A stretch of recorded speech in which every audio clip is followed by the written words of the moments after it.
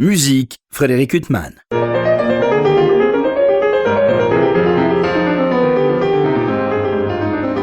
Bonjour Frédéric Huttman au micro, j'ai le plaisir de vous retrouver pour un nouvel entretien. Aujourd'hui j'ai l'immense plaisir de recevoir Lucille Boulanger. Bonjour. Bonjour. Je reçois l'occasion d'un disque absolument merveilleux, envoûtant, excusez cet accueil brutal, Lucille Boulanger, consacré à deux compositeurs contemporains, Bach et Abel, quoique Abel soit beaucoup plus ancré encore que Bach dans le XVIIIe siècle. Et donc un disque paru pour le label Alpha Classics où vous jouez toute seule, Lucille Boulanger, ce qui suscite dès l'entrée un climat envoûtant. Donc ce disque succède à un autre disque, là où vous étiez très entouré, consacré à Forqueray, d'autres maîtres de la viole de gambe. Et l'idée de faire un disque en solo, alors là c'est une idée ancienne Oui, assez ancienne, En fait, on va à chaque fois un petit peu plus loin, on se dénude, en quelque sorte.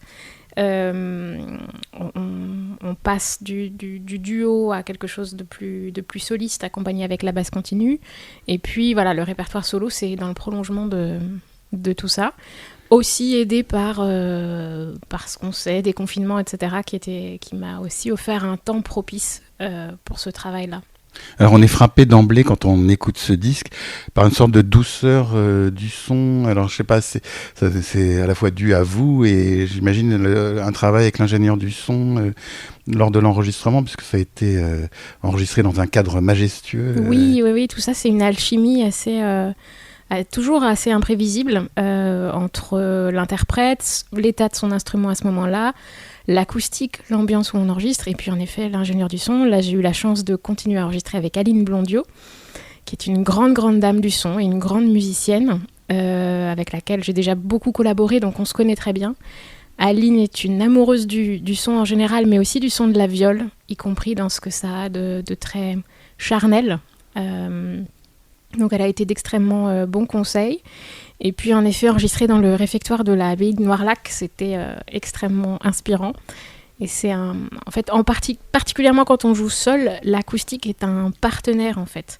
Un partenaire qui peut soit plomber, décourager, soit porter. Au contraire, finalement on joue avec soi-même, on joue en relation avec ce que l'acoustique renvoie. Surtout pour de la musique polyphonique comme ça, c'est extrêmement important parce qu'on a besoin que certaines notes qu'on a jouées il y a parfois 3, 4 ou 10 secondes continuent à résonner pour qu'on s'appuie et qu'on continue à s'accompagner soi-même. Alors vous confrontez ces deux compositeurs, Bach et Carl Friedrich Abel, dont les destins se sont un peu croisés, puisque Carl Friedrich Abel a lui-même connu à Londres Jean-Chrétien Bach, j'espère que je ne me trompe pas dans le prénom, voilà, un des fils de Bach, donc il y a vraiment des liens entre les deux. Oui, il y a des liens très forts entre les deux familles, en fait, pour voir de manière plus large. Ces deux arbres généalogiques qui se sont entremêlés sur plusieurs générations. Donc Bach, Jean-Sébastien était très ami et collègue de Christian Ferdinand Abel, qui était le papa de Carl Friedrich, qui était aussi musicien, aussi violoniste et probablement violoncelliste. Donc on peut se demander si les suites pour violoncelle que Bach a écrites justement dans la période où il était collègue de Christian Ferdinand n'auraient pas été écrites un petit peu en pensant à lui. Donc les deux hommes étaient très amis. Bach quitte Köthen en 1723, un tout petit peu avant la naissance de Carl Friedrich, dont il sera quand même le parrain, ce qui prouve quand même la nature des liens qui unissaient les deux familles. Le jeune Carl Friedrich Abel ira très probablement prendre des cours à Leipzig auprès de Bach.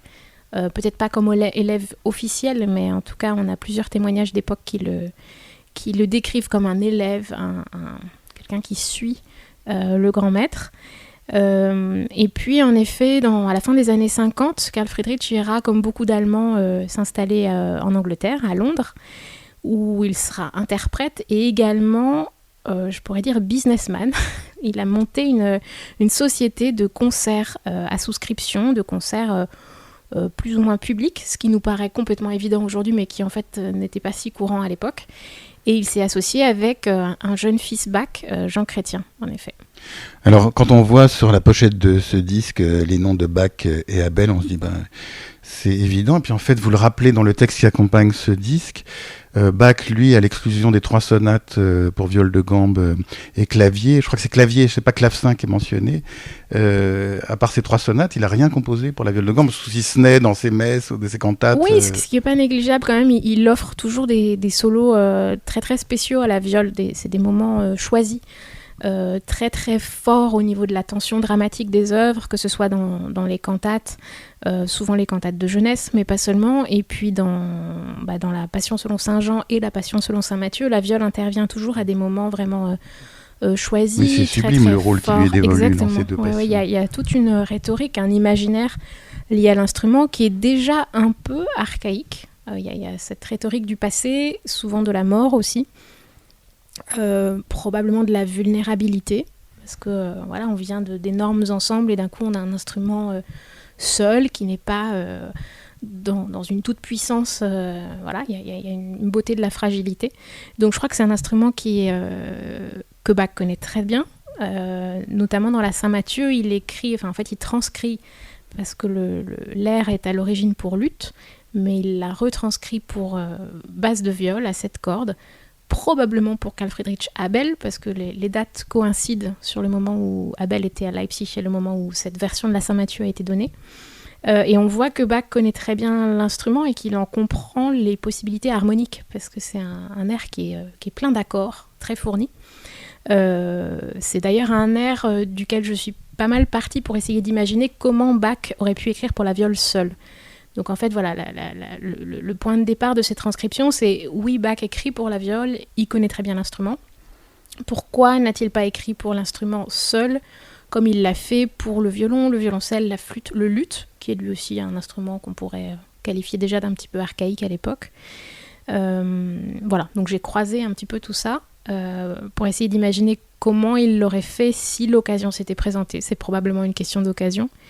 Et peut-être comment aussi Carl Friedrich se serait lui-même approprié la musique de Bach quand elle lui est tombée entre les mains.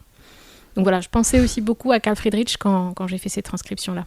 Alors si je pouvais retenir une phrase, c'est cette beauté de la fragilité, Lucille Boulanger. C'est vrai que ça me fait penser que c'est une des raisons pour lesquelles ce disque est tellement admirable et rempli tellement de joie, parce qu'on se retrouve dans un univers où on a des musiques, on quitte un ascenseur, on se retrouve dans un café, on est accablé de musique tout le temps, et là on se retrouve chez soi avec ce disque, avec cette beauté, ou si on vous écoute au concert, avec cette beauté de la fragilité, comme vous dites. C'est peut-être ça qui fait frissonner en fait, c'est qu'on se retrouve effectivement devant un instrument seul, avec cette apparence de fragilité, mais avec ces musiques tellement admirablement construites. Oui, absolument, et probablement quand même assez destiné à un cadre domestique, quelque chose de l'intime, du privé, et où finalement je me réjouis en un sens de vivre à notre époque, et où il y a encore des disques et encore des gens pour en écouter à la maison, parce que finalement c'est là, je trouve, que cette musique se déploie encore le mieux, ou bien des concerts, mais des concerts avec une ambiance un peu salon, mais le côté informel, impersonnel du concert, où on ne sait pas pour qui on joue, dans une grande salle où on est obligé de faire un effort de projection quand même, il y a une beauté, mais il y a aussi des choses qui se dénaturent de ce répertoire-là. Donc je trouve cette musique prend tout son sens au disque. Lucille Boulanger, d'ailleurs, votre disque, vous l'introduisez par des œuvres de Bach, des transcriptions d'œuvres pour clavecin, et puis il y a des transcriptions d'œuvres pour violoncelle, de violon. Comment vous avez choisi justement de transcrire toutes ces œuvres et l'ordre dans lequel vous les interprétez sur ce disque? C'était l'ordre initial, ou c'est après, en réécoutant les bandes, que vous avez choisi un ordre spécifique? Oui, c'est une bonne question. Il y a des choses qui étaient claires dès le départ, c'est-à-dire qu'on a quand même le cadre de la suite de danse ou le cadre de la sonate qui impose une succession de mouvements dans un ordre quand même assez précis. Mais en effet, il y a des choses qui sont restées à décider jusqu'à la toute fin, en fait, jusqu'au jour de livraison du master. J'ai encore changé des ordres. Mais en effet, il y avait cette idée de reconstituer une grande suite de danse, donc avec le critère qui est il faut une tonalité commune, il faut aussi des choses stylistiques un peu communes, il ne faut pas que ce soit trop disparate. Mais j'ai utilisé la technique de la parodie ou du pastiche, qui était déjà très chère à Bach, qui est de réutiliser des choses qui existent précédemment, des pages qu'on a déjà composées, des idées qu'on a eues dans d'autres contextes, pour leur donner une nouvelle vie, pour les recycler et recréer un nouveau cycle qui a sa cohérence et sa logique. Donc les 2 critères principaux pour les pièces, j'ai lu beaucoup de musique, j'ai essayé de transcrire à vue des choses, parce que parfois la transcription demande des semaines de travail, donc c'est difficile de savoir si une pièce vaut la peine ou pas. Et les 2 critères étaient quand même que je voulais montrer une filiation entre Bach et Abel, donc j'ai choisi des pièces de Bach qui parfois étaient déjà dans un style un peu tardif, un peu galant, on pourrait dire. Donc cette suite en ré majeur avec beaucoup d'œuvres de la dernière suite pour violoncelle. Je trouve qu'elle ressemble beaucoup au style de Abel dans les tournures harmoniques, aussi dans un côté très très orné, c'est-à-dire qu'on a des grands rendez-vous harmoniques comme ça, et puis en fait entre, il y a des embellissements, enfin des fioritures qui sont à la fois importantes et pas importantes, des décorations. Donc ça m'a beaucoup fait penser à Abel.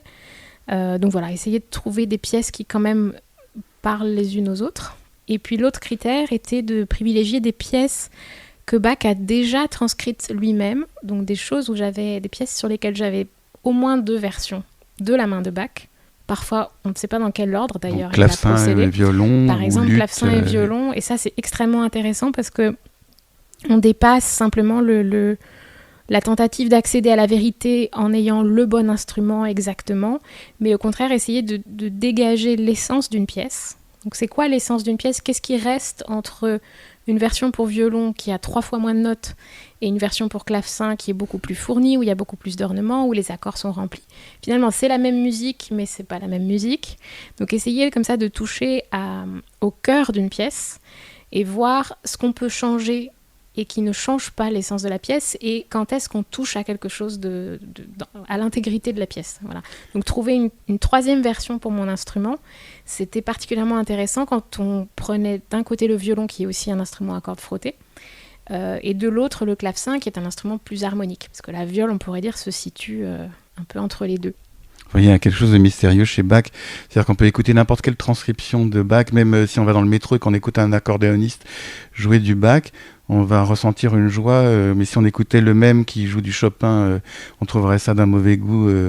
Il y a quelque chose chez Bach qui résiste. C'est assez vrai, oui, je me souviens, mon dernier professeur, Christophe Coin, heureusement, c'est pas à moi qu'il s'adressait, mais il avait dit à un élève, de toute façon, vous pourrez faire tout ce que vous voudrez, vous ne parviendrez pas à l'abîmer, cette musique.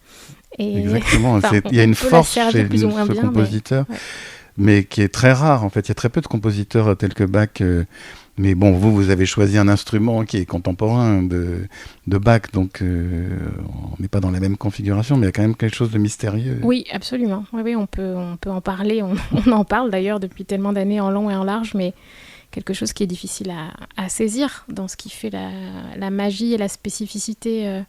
Parce que finalement, tout ce qu'on peut dire sur le contrepoint, l'harmonie, le sens du rythme, la mélodie, etc., on peut aussi le dire de beaucoup d'autres compositeurs.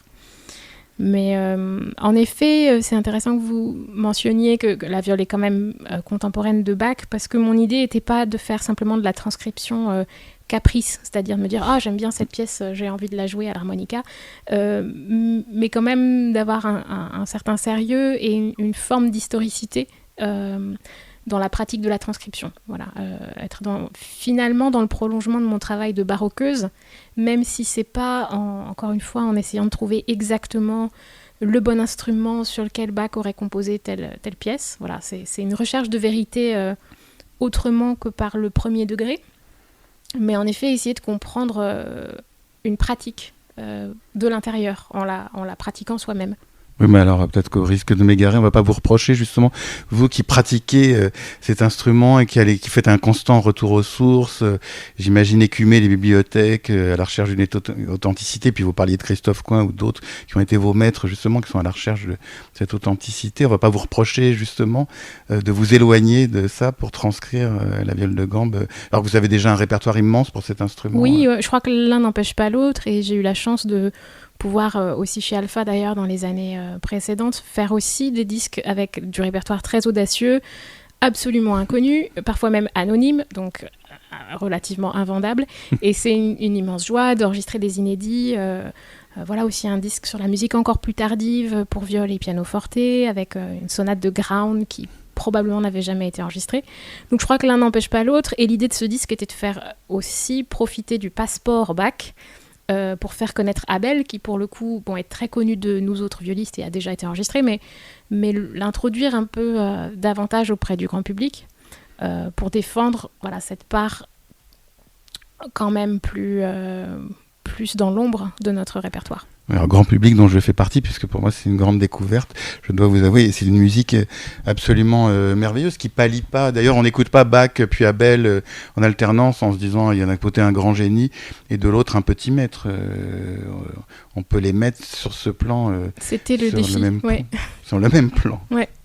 Il y a quelque chose d'incroyable. D'ailleurs, vous terminez la première partie consacrée à Bach par une gigue d'après un allegro de Abel pour faire une sorte de transition. Oui, c'est un petit coup de folie.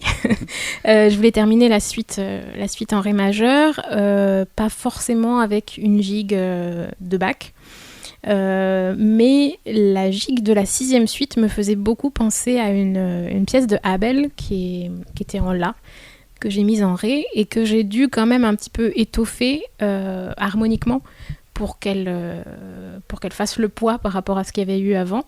Donc ça, c'était c'était une petite excentricité, mais c'était intéressant aussi de faire le chemin inverse, de voir comment on peut densifier une pièce légère en lui donnant plus de consistance, un peu la manière dont Bach aurait pu corriger une pièce de Abel en lui disant bon là tu pourrais te fouler un petit peu davantage, regarde, tu peux faire ça, là tu peux mettre une 7e, tu peux mettre un retard, quand même ça va être plus intéressant. Et alors ces œuvres de Abel qui font partie du répertoire essentiel des joueurs de viol de gambe, c'est une musique qui est extraordinairement bien écrite pour votre instrument. C'est le Liszt de la viol de gambe, ou alors l'analogie est totalement aberrante? Non, c'est une bonne analogie, c'est peut-être moins difficile quand même que Liszt. Si on devait trouver un Liszt de la viole, je dirais quand même plutôt Forqueray, aussi pour la densité du langage, le côté vraiment où on pousse la technique à ses limites. Abel, c'est parfois difficile et virtuose, mais c'est pas non plus, c'est jamais injouable. Et en effet, c'est complètement écrit pour l'instrument et presque écrit sur l'instrument. C'est pas une abstraction comme peut l'être parfois la musique de Bach, où c'est pour ça aussi que finalement, elle n'est pas dénaturée, quel que soit l'instrument sur lequel on la joue, parfois parce qu'elle a été pensée en dehors de l'instrument. C'est une pensée en soi. Là, on sent vraiment que c'est des compositions sur l'instrument, que l'instrument inspire en fait la musique. Donc ça tombe toujours très bien sous les doigts. Et quand il y a quelque chose d'un tout petit peu difficile, ça s'entend, c'est gratifiant. Ce qui est complètement le contraire chez Bach. C'est-à-dire, parfois, nous, on doit beaucoup travailler pour quelque chose qui doit avoir l'air extrêmement simple et fluide et qui n'est pas démonstratif. Lucille Boulanger, je parlais du caractère envoûtant de cet enregistrement. Il est dû à votre jeu, à beaucoup de choses, principalement aux œuvres et à vous, mais aussi à l'instrument, qui est le même instrument qu'il y avait sur votre disque consacré à Forqueray, si je ne me trompe, oui, qui est une reproduction en fait d'une viole de gambe, une reproduction de 2006 d'un modèle de 1699, donc contemporain de Bach et de Abel. Oui, absolument. Alors pour le disque précédent, pour Forqueray, j'ai beaucoup réfléchi sur l'instrument que j'allais prendre. J'aurais pu vraiment prendre un instrument français. Mais il y avait aussi de la musique italienne dans ce disque, donc qui demandait quand même des transcriptions pour violon, qui demandait quelque chose de très dynamique, ce que ma viole avait. Et comme j'ai joué dans un diapason bas pour la musique française, donc autour de 400, mon instrument se détend un peu et gagne des caractéristiques de l'esthétique française sans en avoir le risque de mollesse. Donc voilà. Mais pour ce disque Bach-Abel, ma viole était vraiment l'instrument rêvé. Bach a probablement rencontré Tilke, qui est donc le luthier qui a été copié. Et puis Abel, vers la fin de sa vie, a probablement, là encore, on n'est pas sûr, mais c'est très très probable, fait l'acquisition d'une viole de Tilke, du coup qui n'avait pas été faite pour lui parce que c'était beaucoup plus tard.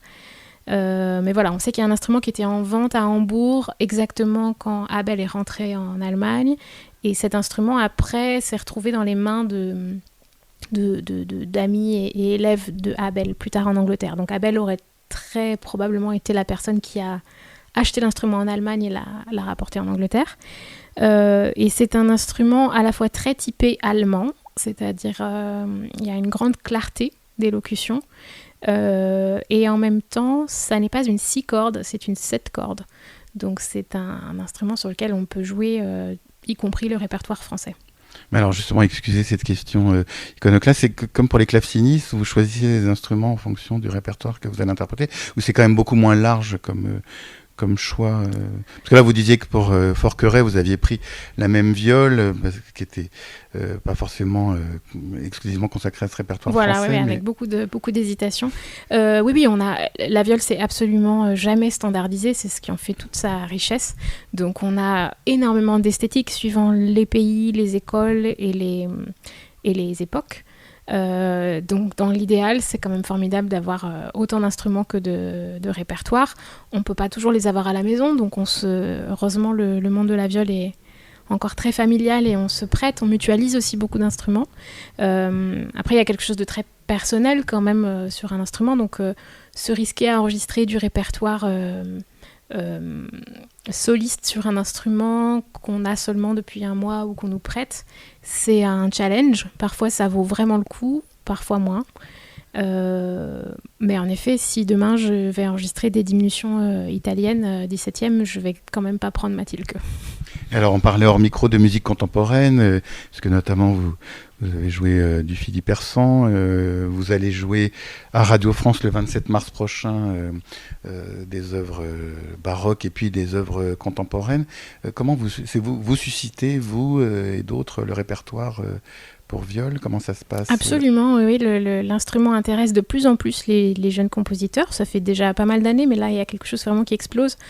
Voilà, des compositeurs d'aujourd'hui qui sont aussi en recherche d'originalité, de trouver quelque chose de rare, de nouveau. Et finalement, cet instrument ancien est aussi une bonne voie pour la nouveauté.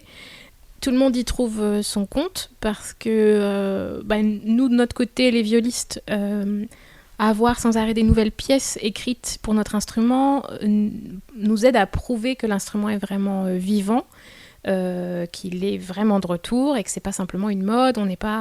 On sort du musée, de la reconstitution, des concerts en robe d'époque, etc. On a un vrai instrument qui certes a eu une éclipse, mais qui est là, comme le piano est là, comme toute autre sorte d'instruments sont là aussi, et qu'on peut écrire des choses nouvelles.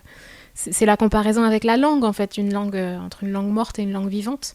Et le fait d'avoir des compositeurs d'aujourd'hui qui écrivent pour l'instrument nous fait de fait basculer dans une langue vivante. C'est ce qui s'est passé avec le clavecin, à compter de Manuel de Falla ou d'autres compositeurs, pour qu'on se retrouve avec des œuvres de Betsy Jolas ou d'autres qui prennent cet instrument qu'on n'écoutait plus au 19e siècle. Oui. Alors pour le clavecin, c'est intéressant parce que il y a des premières œuvres qui ont été réécrites, mais pour ce qu'on pensait être le clavecin, pour ce qu'on imaginait être le clavecin, c'est-à-dire un clavecin Pleyel, qui est en fait un nouvel instrument. Enfin, c'est pas vraiment un clavecin, donc ça c'est aussi très intéressant. Pour la viole, on n'a pas tellement eu ça. Ça a pris du temps, mais une fois que les compositeurs se sont intéressés à l'instrument, ça ressemblait quand même à une viole comme au XVIIe ou au XVIIIe.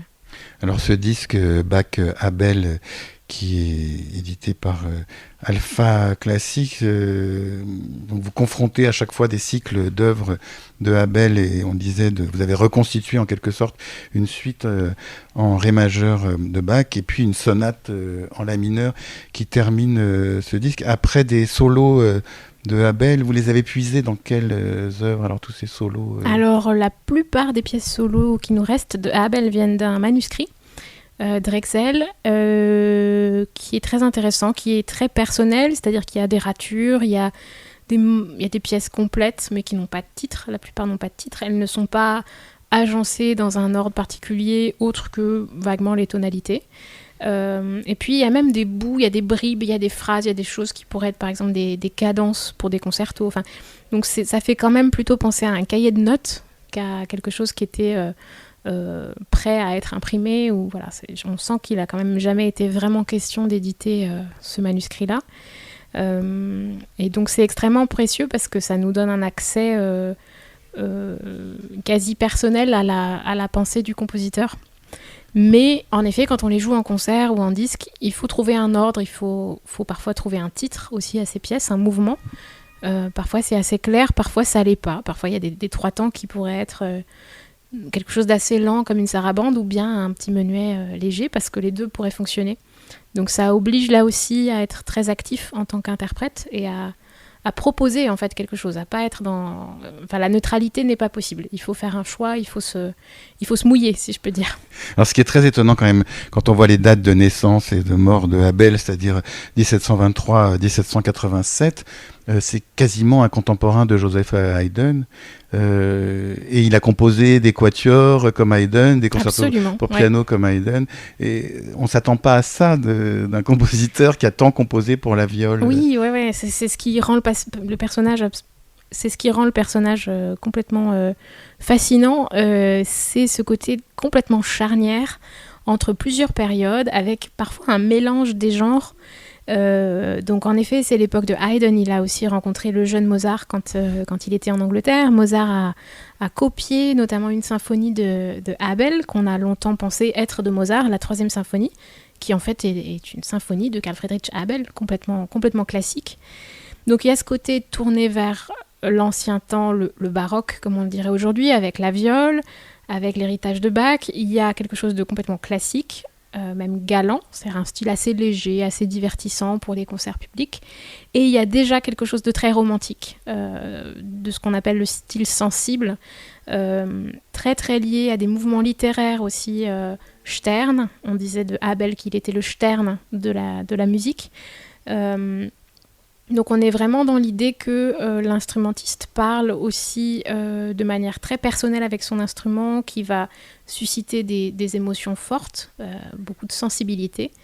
Et ce qui est très intéressant, c'est que finalement, presque la facette la plus romantique de Abel, dans ce côté très tourmenté, très, très personnel, va s'exprimer sur un instrument ancien, un instrument baroque. Donc disons qu'il est classique dans la vie de tous les jours, côté scène, pour gagner sa vie, les symphonies, les quatuors, la musique de son temps. Et en privé, il y a cette espèce de mélange fascinant entre quelque chose d'ancien, quelque chose d'allemand aussi, qui lui rappelle ses racines, et quelque chose de complètement moderne, et voilà, moi qui me fait penser beaucoup à du romantisme. Lucille Boulanger, vous faites partie de cette génération qui est venue bien après la redécouverte de l'instrument, comme tous ces clavecistes qui sont venus après Wanda Landowska, vous êtes venus après les Jordi Savall, bien après, etc. Mais donc il y a eu toute cette révolution en quelque sorte ancrée dans le passé, et vous êtes né bien après. Et comment ça s'est passé justement, vous, votre amour de la viole? Parce qu'il y a eu toute cette redécouverte, et puis il y a eu ce film dont tout le monde doit vous parler tout le temps, tous les matins du monde, et dont je ne peux m'empêcher de parler non plus. Vous êtes né bien après, donc comment vous en êtes venu cet instrument? Alors moi je dirais que je suis extrêmement privilégiée et sur différents aspects, je pourrais dire que je suis une héritière. Parce que je venais d'un milieu où on écoutait beaucoup de musique ancienne. Mon père était musicien aussi dans la musique ancienne, ma mère comédienne très mélomane. Il y avait France Musique à la maison 24 heures sur 24. Donc en fait, j'ai été entourée par cette musique depuis ma vie intra-utérine. Donc il y a eu quelque chose d'extrêmement... J'ai été baignée là-dedans. J'ai vu des viols vraiment toute ma vie. Et puis à 4 ans, il y a eu un concert qui a dû particulièrement me marquer, ou en tout cas une interprète à la viole qui m'a beaucoup marquée, qui était Christine Plubeau, qui est devenue mon professeur après pendant les 10 premières années de mes études.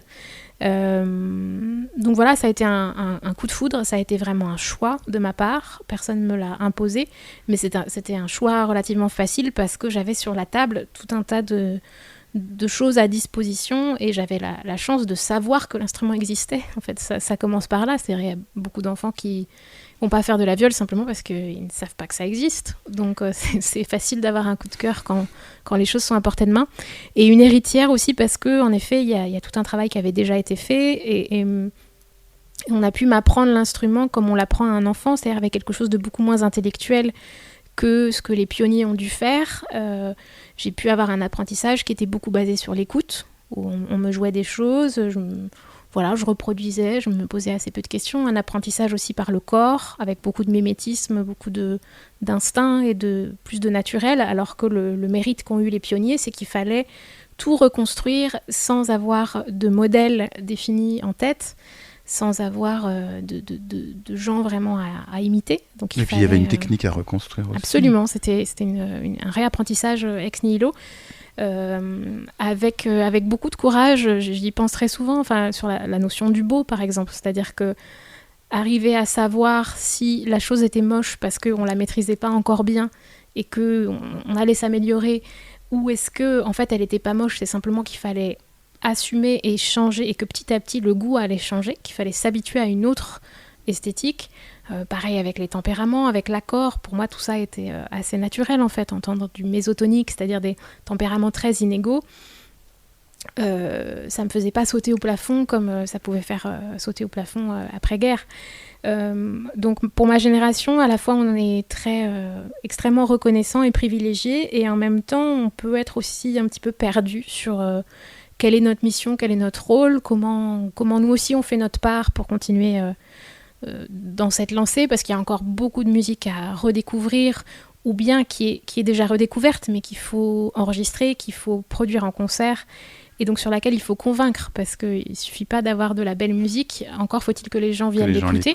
Donc quand on est nous-mêmes inconnus et qu'on va faire du répertoire inconnu, en fait, il y a des gens que ça intéresse, mais ils vont même pas savoir où on est. Et voilà, donc il y a toute cette difficulté aussi, tristement commerciale. On est très nombreux, donc il y a la question de devoir se démarquer, etc. Donc c'est beaucoup plus difficile d'être sincère et authentique, je trouve, de garder une intégrité. Donc voilà, on construit un peu tous nos parcours comme on peut, comme on croit, en essayant de faire honneur à cet héritage qu'on a eu la chance de recevoir. Et alors, où est la poule, où est l'œuf? C'était l'instrument lui-même ou tout le répertoire que vous aviez entendu Alors là, il faut la machine à remonter dans le temps et demander à la petite fille de 4 ans. On ne pourra pas savoir. Je crois que c'était un tout. Il y avait évidemment cette femme qui jouait, il y avait la musique. Je crois que c'était à la Chapelle Royale de Versailles. Donc il y avait tout un cadre comme ça, complètement enivrant. Il y avait une viole qui probablement était très décorée. Voilà, je pense que la petite fille que j'étais devait quand même être aussi très sensible aux paillettes.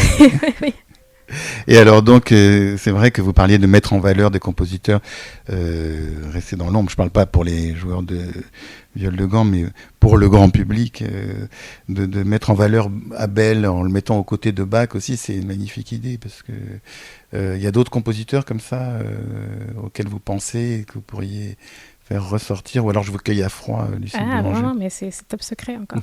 D'accord. Non, mais oui, malheureusement, ça manque pas du tout. Ce qui manque, c'est les occasions de le faire, c'est l'écoute qu'on peut avoir aussi, le fait d'être suivi dans ces choix-là, donc ce qu'Alpha a fait là, et avec courage. Mais surtout qu'il y a 2 disques en plus. Il y a 2 disques, oui, c'était pas prévu au départ. C'est une nécessité, oui, mais je trouve que c'est une nécessité parce que c'est une sorte de voyage, je le disais, vraiment envoûtant, et ça aurait été quand même très frustrant de n'en avoir qu'une partie. Sauf qu'il y a une cohérence dans ce voyage. Enfin, on sent qu'il y a un itinéraire que vous avez voulu et avec une nécessité. Oui, je voulais passer par des univers... chercher le maximum de variété, parce que le risque, l'écueil quand on joue le même instrument pendant 1h30, c'est quand même que ça sonne très monotone et toujours un peu pareil, surtout que la viole étant en ré, 80% de notre répertoire est en ré, donc il y avait cette difficulté quand même d'essayer de trancher, d'amener d'autres couleurs, d'où la volonté de faire alterner Bach et Abel. Et puis en effet d'avoir un aspect sonate, un aspect suite, d'avoir de la danse, d'avoir quelque chose de plus intellectuel avec des fugues. Donc voilà, en effet le projet de départ n'était pas de faire 2 disques, mais l'acoustique de Noirlac m'a obligée à poser un peu plus mes mes tempos, à prendre le temps de laisser sonner les choses. Et puis voilà, j'avais pensé retirer des pièces au bout du compte pour faire rentrer coûte que coûte toute cette musique dans un seul disque. Et puis je me suis dit que c'était dommage, voilà, de ne pas la laisser s'exprimer, de ne pas faire toutes les reprises. Voilà. Croyez bien en tout cas que c'est pas monotone et c'est presque... Alors votre disque c'est complètement addictif, c'est-à-dire qu'une fois qu'on a commencé à écouter, faut abandonner l'idée de sortir de chez soi. Mais enfin, je pense qu'il y a un moment où il faut y retourner. C'est aussi c'est pas du tout la manière dont j'écoute mes disques que je n'écoute pas, c'est-à-dire une fois que c'est terminé, oui, mais je connais très peu d'artistes qui aiment réécouter leurs disques. Ah oui, c'est même une torture. Mais c'est la manière dont moi j'écoute de la musique quand j'écoute des disques. En effet, c'est absolument obsessionnel. En effet, cette idée de boucle. Eh ben, en tout cas, merci infiniment pour ce magnifique double album, comme on dit à l'ancienne, Bach Abel, qui vient de paraître, Lucille Boulanger, pour le label Alpha Classique. Il me reste à vous remercier infiniment d'avoir été mon invité. Merci. Pour illustrer cet entretien avec la violiste Lucille Boulanger, je vous propose de l'écouter interpréter 4 pièces extraites d'une suite en ré majeur de Jean-Sébastien Bach, suivies de 3 solos de Carl Friedrich Abel. Lucille Boulanger est à la viole de gambe. Je vous souhaite une très belle écoute de ces magnifiques extraits de son dernier disque.